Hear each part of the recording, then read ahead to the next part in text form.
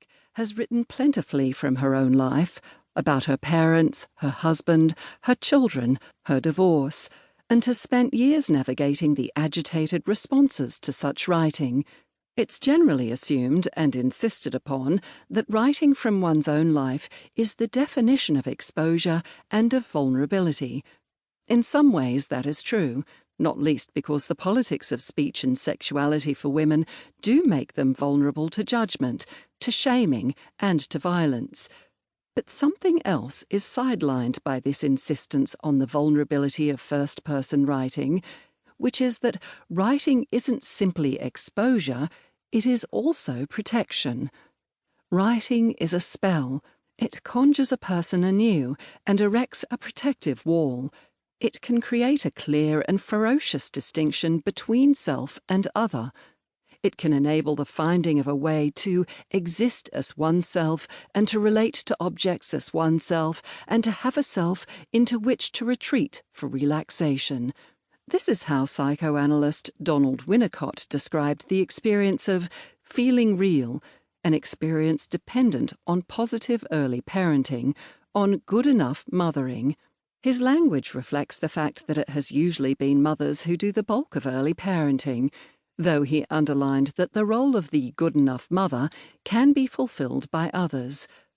For Winnicott, this good enough experience involved the mother's absorption in the infant, her flexible management of the infant's frustration and disappointment in her, and her ability to tolerate and survive the infant's aggression towards her. She must be able both to mirror the child back to itself and to withstand its destructive impulses, be able to let him pursue a ruthless relation to her, a benign exploitation of her. The formidable challenge of parenting is to nurture an environment which is, as Adam Phillips put it in his book on Winnicott, sufficiently resilient and responsive to withstand the full blast of the primitive love impulse, and the full blast of aggression. Shall I say, wrote Winnicott, that for a child to be brought up so that he can discover the deepest part of his nature, someone has to be defied, and even at times hated, without there being a danger of a complete break in the relationship? Feminism and fathers have long been entangled, often in antagonism. Denouncing the patriarchal family has resonated for white middle-class feminists in particular. Women historically trapped in the bourgeois home, longing for emancipation from the family into the world of work. In 1938, Virginia Woolf's 3 Guineas made powerful use of the figure of the father versus the figure of work. Her long essay is about the daughters of educated men entering the professions, and it mulls on the effects of the 1919 Act that unbarred women from doing so. The door of the private house was thrown open. Woolf herself was no stranger to tyrannical, possessive fathers. Her father, Leslie Stephen, formed the basis of her depiction of Victorian fathers in her fiction In the Years, in Night and Day, in To the Lighthouse.